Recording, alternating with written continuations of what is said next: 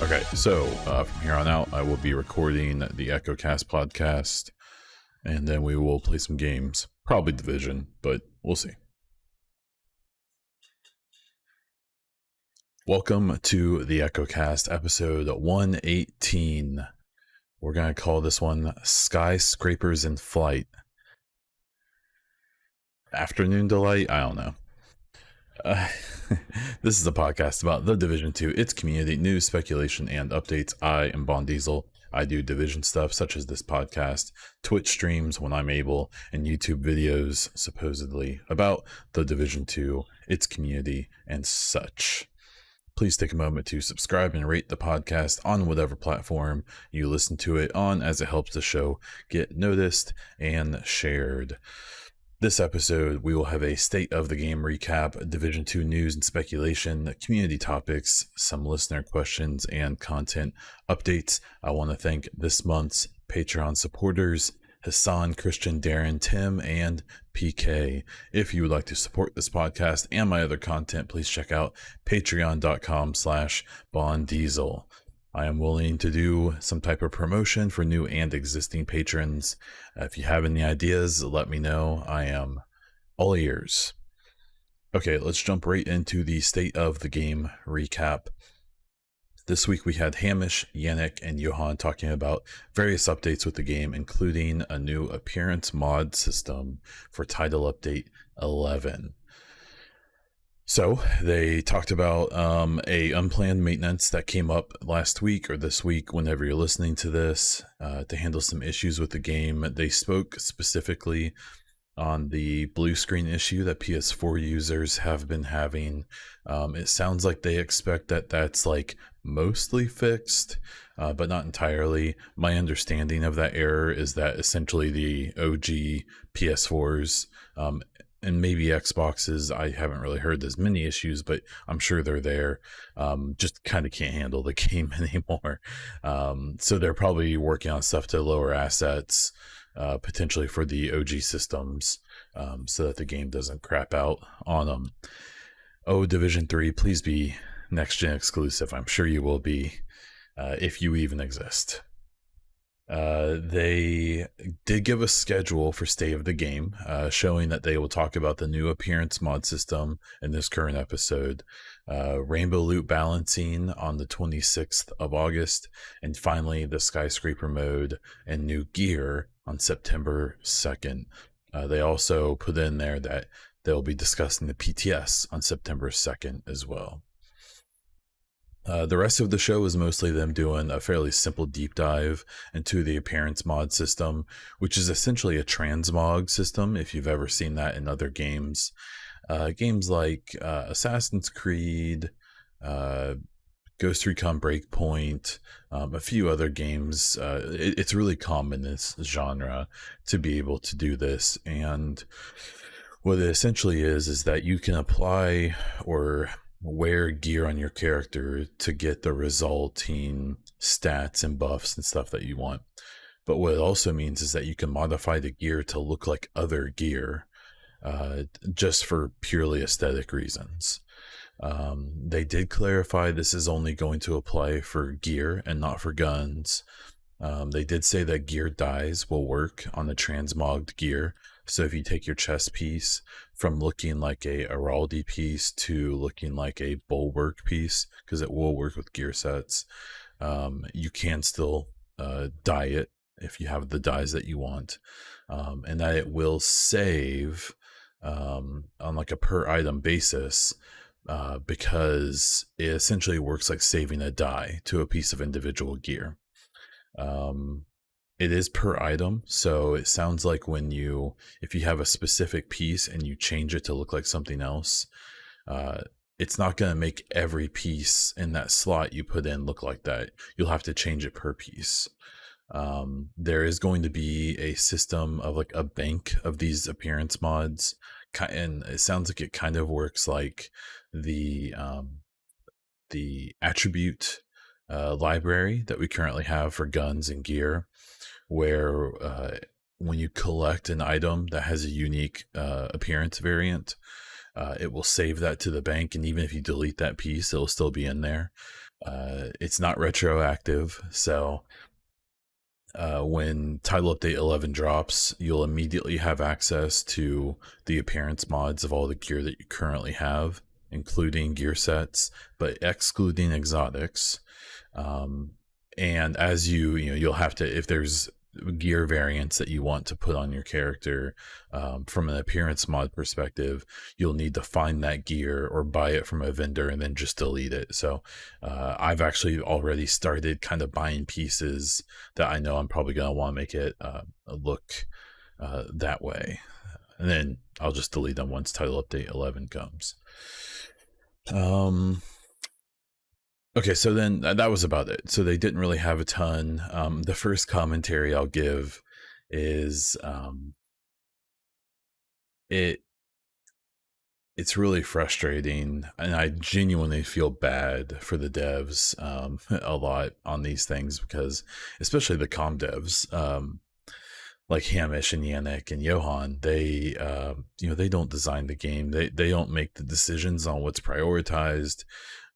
They're literally the messengers, and so I, especially Yannick and Hamish, but even Johan, I mean, he's been around as long as anybody. I just can't imagine how frustrating it must still be to like work on this game, especially from their perspective, but just in general, because like just a minute, just a few minutes before I started the stream and the recording this podcast, I am Pone Star made a funny but also true post on Twitter saying, player base, gear isn't worth my time. Gear drops too low. It doesn't, the drops and the rolls suck. So then the devs buff the gear drops and loot, and now it's, I have everything maxed out. Now I'm bored. I mean, it feels like, for all the faults that this game has had, that this game hasn't been perfect. The communication hasn't been perfect. The comm dev side hasn't been perfect. In fact, we still are dealing with the situation, which I just don't really expect to ever get fully resolved, with people maybe abusing some mechanics with the raid and stuff like that.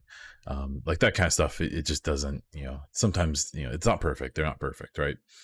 But I still think that there is some kind of thanklessness, or whatever you would want to call it, with this game, in that this game is a good game. It's a very good game. I think for the average consumer, the Division 2 offers at least on the low end 200 hours of gameplay, and on the high end, much more than that.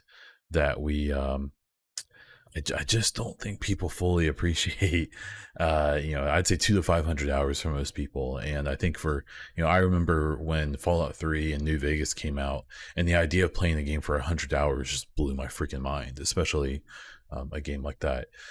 So now, I think we're a bit spoiled. So it was kind of rough seeing them get really frustrated at times. They had some technical difficulties during this show as well, that absolutely, I'm sure, didn't help. But I don't know. I feel for them. They're just trying to do their jobs. They're trying to do as good as they can, even if it's not perfect. And I kind of wish they caught, they didn't catch as much crap as they do. Anyways, I think the short roadmap they gave for the state of the game topics is a good start for what everyone kind of wants. I have a very slight feeling that the long-term roadmap for this game is maybe somewhat fluid. And so I sometimes kind of wonder if they even could give us like a year or 2 years out of a roadmap for this game, because I just wonder how much is set in stone. Maybe there's a plan dead set and they know exactly what they're going to do. I find that hard to believe, just because with the COVID situation and a lot of the kind of what happened with Breakpoint, with how Ubisoft, I think, kind of put the brakes on a lot of content for all of their games, especially Division 2 and Breakpoint. And then, just simply having to fix stuff in the game rather than being able to work on new stuff. We saw that happen with Division 1 as well. So even this tiny little roadmap they gave us for state of the game is somewhat satisfying. The September 2nd date for discussion about the new Skyscraper mode and the PTS likely means, at least in my opinion and experience, that we'll have a PTS the first couple of weeks of September, and that will probably see Title Update 11 by the end of the month. This is just a friendly reminder that the PTS isn't a beta, that they aren't looking to put the PTS out and then make gigantic changes to the game. It's every time the PTS happens, they put it out and someone comes up with some idea that would take a year to implement, and then that idea doesn't get implemented because it's not what the PTS is for, and then people cry and scream and yell that they aren't being listened to. So just a friendly reminder from your neighborhood Bon Diesel that the PTS is basically a demo of what Title Update 11 is going to be. Obviously, if there's any giant bugs that they can fix in a week or two, they'll do it. But I think people have always misconstrued the PTS as being like a beta or some type of place for them to, like, take ideas on the game that they should magically put in like 1 or 2 weeks, which doesn't happen with this game. It's just not the game way games work. So please see this as more of a demo of what's coming, and less so a chance to change everything. I will say, I personally hope that the Skyscraper mode actually is not in the PTS, especially since the PTS is PC exclusive. Because the way that works out is that if they put the Skyscraper beta or the Skyscraper DLC or whatever it's going to be into the PTS, it's a PvE mode. So, that there's nothing to test, like, competitively, quote unquote. So I understand the idea of maybe trying to get some bug testing and stuff like that. I just think it'll just be used by streamers and content creators to spoil. I assume there'll be some lore or story. I just don't see any reason to put the Skyscraper mode into the PTS.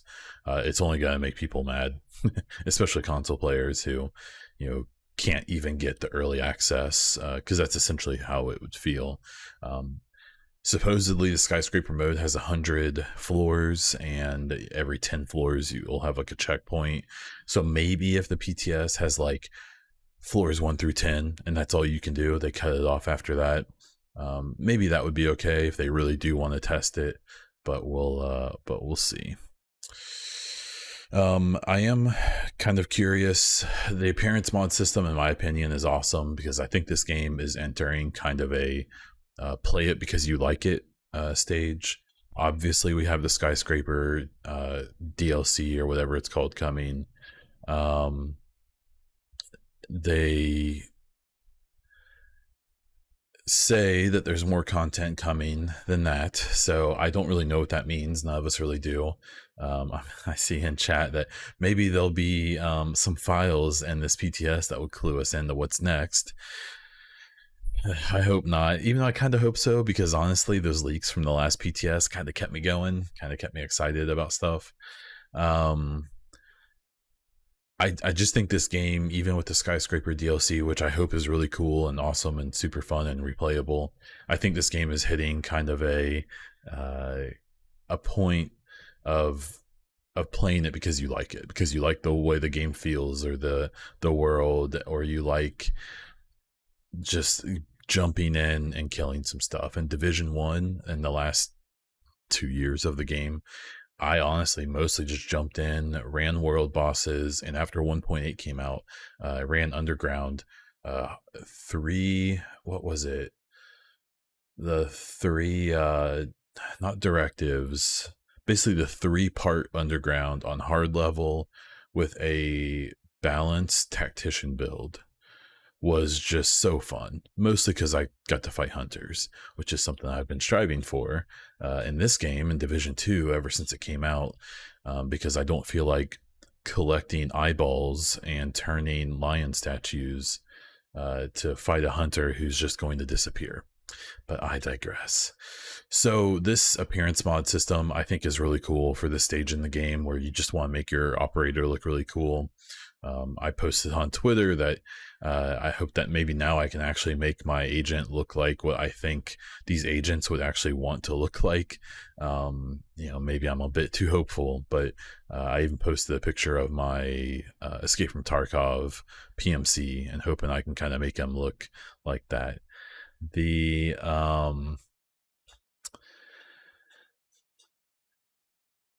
let's see, I think I saw some people mentioning that they think that there's going to be a problem with this appearance mod system with the PvP. I am aware that there are people who, there is an ability to like see what people are wearing and get a decent idea of what they're running, even though I suspect that at this point it's a guess between about 1, 2, or maybe 3 things of what people are doing in PvP at this point. So I am kind of curious too if they're expecting people to just go off of like UI elements or even inspecting characters after they kill you to be able to figure out what they're actually wearing. Exotics aren't part of the appearance mod system, so I guess you can see if people are wearing those things, even though I don't really think that's a big part of what's going on, because gear sets, you can either have non-gear set gear look like gear sets or vice versa. So I'm also maybe wondering if maybe they just didn't mention that maybe this appearance mod system doesn't work in the DZ or in Conflict. I'm not sure, and I've seen some people mention it, but I think just where the PvP population is at in this game at this point, which honestly I'm surprised it's not 0. I don't know if it's really that big of a deal, and I think it's maybe just another sign of it not really being that big of a deal from a development perspective, because if there was like a giant PvP population at this point, I suspect a change like this would be troublesome. But we'll see, especially once it actually comes out, what the reaction is. Okay, I'm going to gauge your reaction to this 30-second mid-roll, and we'll go from there. Okay, so Division 2 topics, community topics, listener questions, and then some content updates. Then we will wrap this baby up. The main topic I wanted to talk about was the appearance mod reaction. It was really interesting paying attention to Twitter and the subreddit and some other places, because I understand not everyone pays attention to this game every day, day in and day out, and knows everything that's going on. But I saw a lot of reaction of people basically being like, "Oh, Title Update 11 is just appearance mods. Whoop-de-doo." It's like, I mean, 1, it's a pretty big system to implement, and 2, it's obviously not the focus of TU11. So I have to imagine that people feeling that way are either not paying that close of attention, which is fine, I get it to a point, but maybe take a peek and realize there's more coming, or they're just being toxic. And unfortunately, in this community, sometimes I feel like sometimes the latter is just as likely as the former. But that's just my positive toxicity opinion, as I've had it described before. But it really does ignore the Skyscraper mode, which it's the first mode that they're introducing to this game for all intents and purposes. If you think about it, we don't talk about Kenley College as if it actually exists. Okay, let's just all come to that conclusion. That's me getting real close to the mic and whispering directly to your ear hole. But it really is. I mean, with Division 1, we didn't get any new story missions after the game released. Essentially, we had some incursions, but whatever, right? And then things that like unlock other stuff, like the Underground had like an intro mission, and I think the West Side Piers had an intro mission as well. But we basically didn't get more story. But what we got was 3 new modes in the first year, and then nothing after that. If you want to count Resistance, that's on you. I don't. I also didn't like Resistance, so maybe I'm biased.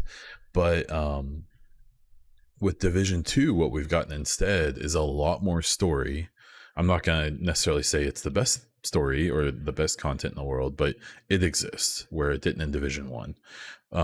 It seems like at the expense or cost of getting modes and replayable content and modes like we did in the first game. I don't know what this necessarily means, the Skyscraper mode. There's been a lot of people kind of speculating that it's the new Underground or even Resistance. I've seen people speculate, and they've been pretty adamant that it's a different thing, that it's something new. So I've been akin to believing it's going to be Underground 2.0, but it kind of seems like they're trying to get away from that idea. So I kind of at this point don't know what the hell it is. I still think it's going to be kind of like an Underground / Resistance thing where not Resistance in the sense that it's like an endless mode, but in the sense that, every floor you go up in this Skyscraper is going to be something different or new. I really hope that every time you jump into a session of Skyscraper, it's going to be a little different each time, because say you can consistently knock out the first 30 floors pretty quickly, or you know what you're doing. I hope that every time you play it, it's not the same 30 floors, right? But making content that I understand that making content that's different every time is really hard. So we'll have to kind of see what that means. But I really think that there's a lot of stuff just being ignored by the whole reaction I've seen to people about the appearance mod system, and thinking that like that's the only thing that Massive's been working on for the last 6 months, since Warlords of New York came out. I personally didn't expect anything, honestly. I didn't think Skyscraper mode was coming until next March. That was my guess after it got leaked. So I'm pleasantly surprised that we're getting the mode this soon anyways, which makes me somewhat excited for what could be coming after that, because I honestly kind of thought Skyscraper mode would be like the final, like, this is the last bit of content. Now we are now we're getting something a lot earlier than I expected, which hopefully means there's more coming beyond just the manhunts and leagues and seasons and stuff. So we'll see. I'm excited about it. I think it's cool. I think the appearance mod system is great for this point in the game, and I'm excited to make my agent actually look kind of cool, in my opinion. So yeah. With some community topics I spotted in the last couple of weeks, a really good one that I really liked on the subreddit was talking about there was an article that came out with Cyberpunk and how they plan on keeping Cyberpunk from becoming from the enemies becoming really spongy as you go up in levels, because that game is going to have a lot of RPG elements, and I'm curious too if it's going to straight up have like level gated content and stuff like that. We'll have to see. But from reading, kind of scanning through the article, it basically seems like they're going to try to hit that elusive balance of like increasing player power and enemy power equally. And what was really interesting, this was posted on the Division 2 subreddit as kind of a comparison. And what was interesting is I felt like a lot of people made some pretty good points in that with Division 2, time to kill isn't, if you have a good build, if you have like a build that is up to the content you're trying to do, most of the enemies, especially the non-elite enemies, die in a relatively good time to kill if you hit shots, right? But there's definitely a few archetypes that like stand way out, and when you have things like like with the big black tusk chungus, you've got the mechanic where you can pop his the ammo chain going to his Gatling gun, and then it gives you a lot of time to put damage on them. But there's little bugs and mechanics in there where, say you break his chain, but then you stagger him, it skips the animation to fix his chain, and he's instantly shooting again. So there's things like that. But really what I found interesting about that post was that most of the people were saying that in Division 2, it's not so much the sponginess of the enemies that is a big problem, because it's not that big of an issue, but it's more the insane amount of damage they can put out, even if it's a red bar blind firing in a legendary mission, say, where they can just melt you and there's nothing you can do about it. And it's almost by chance whether or not you get one tapped by them. So I really I encourage people. Now obviously there was kind of the expected responses in that post as well, but I really found a lot of the posts to be really insightful. I've only done, I think, one of the legendary missions. I haven't really dove into that really challenging content, which apparently to a lot of people they don't think is that challenging at this point. But I found that post actually pretty insightful. I complain every podcast that I go to the subreddit and I look at the top posts for the last 2 weeks or whatever, and it's always just like, if I look at 100 posts, 96 of them are humor or screenshots, which is fine. I don't have a problem with that necessarily, but when you're looking to have some interesting discussions about what's going on in the game, it makes it kind of hard, and it's a little disheartening to realize like it's mostly memes at this point, but that's fine.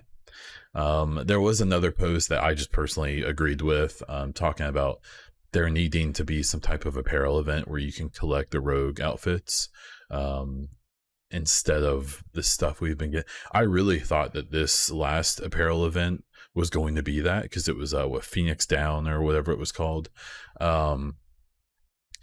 But it was outfits from the squad from the first game that you collect all of the intel for. Still probably my favorite story from the whole game almost. And I just it was just weird, because the outfits that we got in that event aren't the outfits that the characters were wearing that from the first game. So I don't really know how that works, but I guess we just smile and carry on. The last thing I saw was an idea that I remember talking about this, I think before Division 2 even came out, was that someone suggested that that there be some type of event, whether it's monthly or random or whatever, where essentially the White House could come under siege from one of the factions in the world. And what's interesting is that in theory, there's already a siege mechanic in the game where the settlements, the theater or the campus can come under siege. I remember when they talked about that feature before the game came out, I remember being like, oh damn, like cool, we're gonna be able to like these little settlements are gonna come under siege, we'll have to go help save them, it's gonna be this crazy battle. And then unfortunately, if you've ever done any of those siege things, which I wonder how many people even have, it's basically just a roadblock near the settlement that I think is in the same spot every time, and they just drop some Black Tusk enemies in, you kill them, and then the settlement is now free. So unfortunately, that ended up not really being a very interesting mechanic, but I guess that's fine. But I really think some type of event where either you would be locked out of some features, or there'd be some type of encouragement to go back to the White House and like save the White House from a siege from I mean, it could be the hyenas or the True Sons or whatever. I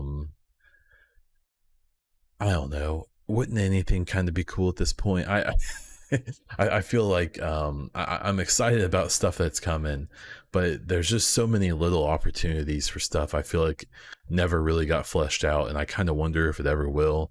I definitely think that For instance, the castle settlement. I made a post on Twitter last week saying like, surely we at some point there were plans for us to rejuvenate that to like an actual settlement, right? Like why design that whole area to essentially just have like a cutscene in the basement that you can't get to anymore, and then that's it. Like I just don't, because it's blocked off for the whole first part of the game, and then there's a story development, and then they, everyone's dead, or that settlement's been bombed out. I thought for sure that there was going to be some type of storyline where we were going to have to do a bunch of stuff to collect supplies, to clean up the castle, to rebuild it and stuff. And if you read the book, the novel, for Division 2, it actually, spoilers, it culminates in the end them going to the castle. April Keller and the agents that are featured in that book, she's there. So in theory, as of the time of the story of this game, April Keller's in DC. She's there somewhere. They've been so weird with, she's like a central character to the story, but she's had almost nothing to do with the actual game. It's kind of interesting. I've always found it at least a little bit interesting. I think in actual Division 2, there's an echo that features her above one of, it's in like an overlook over one of the safe houses, and that's been like it. So again, just another thing that I think has been kind of, Division's kind of like a tree, right? And the story is the trunk, and it goes and it goes, and then it just kind of splinters off into 1,000 different directions that don't ever end. And there's just almost no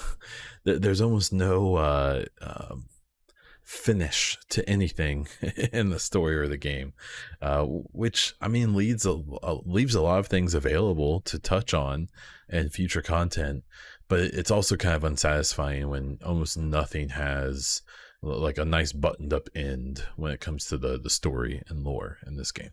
So listener questions is actually kind of on that topic. Quirky Shirts on Twitter essentially said, like, I don't know what the story of Division 2 is. So here's the thing. I basically told him I would do like a story recap, and then I read through some stuff, and I read some story recaps of Division 2.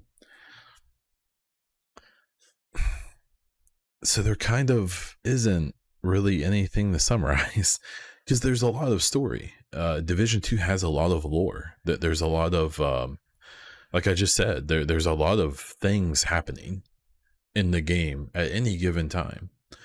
But there's almost no payoff. There's, I guess with Warlords of New York, Keener dying is a payoff. Spoilers, I guess. I don't know. If you're listening to this, surely you know that, how Warlords of New York went. Because I was looking at, I'll pull it up over here. So basically the story of Division 2, and I don't know, correct me if I'm wrong if you want, I don't care, is that Division 2 takes place 7 months after the initial outbreak of the virus, which I believe, I remember them saying that means that it takes place about 5 or 6 months after the events of the first game, because the first game starts, I want to say it's a few weeks after the virus happened, or a few weeks after everything like went to shit. The virus was going on for a little while before the shade agents were activated. There was, in the first game, there was a release in 1.8 where they opened up the West Side Piers, which was this part of New York City on the northwest part of the map, where you could go there and people found out there was like a secret achievement.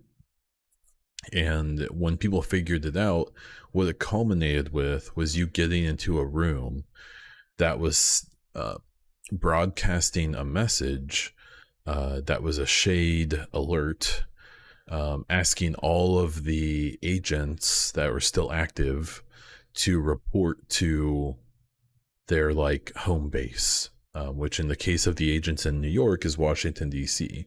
And the recording says something along the lines of all of the major cities have fallen in the world, basically, and all of the major governments have had major meltdowns.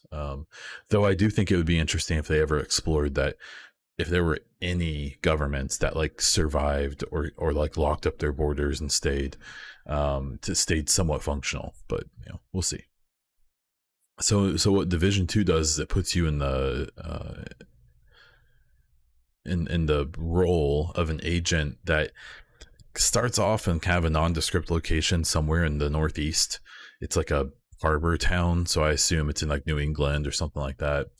And basically you get called back to DC, and the end of that little cutscene is actually foreshadowing the Black Tusk, where you're on a dock watching these big hovercraft come towards the city, and the agent who's there with you tells you to go to DC and that they'll stay behind and fight whatever this force is that's coming. So you get to DC, you find out that basically everything's hit the shit. The Shade Network is down. There's the Hyenas, Outcasts, and True Sun factions have taken over various parts of the city. And long story short, the whole idea is that you need to knock down those factions, kill their leadership, and get the city back in the hands of Shade, which you do. You find out a few things through the game. Things like the Hyenas are being aided by an outside force, and that they've, in a mission that makes it look like they've captured the president, who is actually Secretary of State or whatever, or the Speaker of the House or something like that, because the president and the vice president both, quote unquote, died. They got murked, if I remember correctly. And the Hyenas actually were being helped by an outside force to basically stir the shit in DC while this outside force prepared to take over. The Outcasts kind of just get painted as you almost feel bad for them, because they're made up of a group of people who were kept on Roosevelt Island in quarantine and then abandoned by the leadership of what eventually became the True Sons, which is a former military militia, basically. The one bit about the True Sons that we find but never gets expanded on, again, another one of these tree branches, is during the Viewpoint Museum mission. Towards the end of the mission, the leader of the True Sons in that mission, you see him in like a sound room talking to the leader of one of the two unconfirmed factions, the Underground and the Ambushers. You see the leader of the True Sons, or the sergeant or whatever, he's talking to a ambusher like member in the room, and they turn and they see the agents and they run. So there's some cooperation between those two groups, whether they're related or not. They've just never expanded on it. I have no idea. Like, it's just, this is part of the frustration, is that that was an obvious like wink at something, that they were obviously winking and saying, hey, the True Sons and the Ambushers are like working together, or they're maybe part of the same group. Like, there's something happening there. The same thing happens actually with the Underground faction, which you may know better as the faction with the dude with the chainsaw that's in the sewers. They are always at the beginning of the bunker mission. So there's some idea that maybe the Underground and the Outcast are related in some capacity. But again, we never have any clue. The Outcast, or the Underground faction, we end up seeing during a side mission where you get the World War II outfit. That's the only mission they're actually featured in besides the bunker. So long story short, you take out those factions, you get the Shade Network going again. You find the president, who's definitely not an evil bad guy. You get the White House built back up to be a big Shade agent base. You help out JTF, you get them going again. All along, you've been helped by Kelso, who's another agent who's still in the city. You save the two settlements, the theater, which is run by a former Shade agent, and the campus, which is on a college campus, and it's run by a dude who lived there, whatever. You've also unlocked the stories of the 3 DZs, which all have different reasons for existing, and those stories are fine, I guess, even though it doesn't make any sense that they created 3 of the exact same thing for 3 different reasons, but I digress. And what happens when you take care of all the factions, you beat them down, you get the president, you do everything, well, then the game ends, quote unquote, and you get attacked by this outside force that was helping the hyenas called Black Tusk, which you find to be a private, a PMC group, a private military company. And even at this point, all this time later, we still don't know who the Black Tusk is being run by. But what we do find out is that the president is working for them or with them, and that's why the hyenas captured him or took care of him, and he bounces. He takes off and goes with the Black Tusk. This leads to missions at Camp David, or they call it something different in the game. I kind of actually forget what they call it in the game now, but and that's kind of the story of the base Division 2. And then your goal is to just wipe out the Black Tusk and take out their base down in Tidal Basin and retrieve some antivirals, which leads to the Warlords of New York story, where in Coney Island you recover Chernenko from the first game to try to run this bioreactor you collect from the Pentagon, which was another couple set of missions. Even though that story's not gone anywhere either. Chernenko's nowhere to be found in the White House, so I don't know what's going on with that. And then finally with Warlords of New York, we went back to New York and faced off with Keener after taking out some of his underlings all around lower Manhattan. And at this point, the story has gone to, I think where we are now is Black Tusk is still pretty much alive and well. It seems like they're still well funded. We only took out a relatively small part of their operation around DC and New York. Fei Lao has turned coat and gone to the Black Tusk. As Keener died, he activated a rogue network who is now like a new faction, I guess. So we have Black Tusk. We have all of the other factions kind of beaten down. But we have Black Tusk and we have this rogue faction now that we're hunting in the Manhunt part of the seasons. And it kind of seems like there's spoilers out there, so if you really want to know what's going to happen in season 3 and 4, you can read about it and spoil it for yourself. I did it. I'm actually kind of glad I did, because it ensures me that we're at least kind of going somewhere story-wise. Some pretty cool places as well. And then behind all of this, there's these hunters that we discovered in Division 1 that we really, people have thrown out lots of theories that they've essentially just made up because no one really knows what anything about them. But we have them kind of in the background as being some type of force associated with somebody who is attacking agents specifically, and lots of us have had lots of theories about them. Unfortunately, in Division 2, they were featured in a side mission towards the beginning of the game, which was super cool because I thought for sure that meant that they were going to be featured heavily in the story. And other than that, now you just have to do puzzles, and they might not despawn on you when you fight them. So, or they might not one-shot you, like has happened to me multiple times now. So there's the story recap. I really thought when I initially told the quirky shirts that I would do this recap, I thought I was gonna be like, bro, there's totally a very good story behind this game that I can summarize for you. Look how amazing it is. And then once I got to looking into it, I was like, oh boy, this is kind of a mess, and it's just literally everywhere. So thanks for the question though.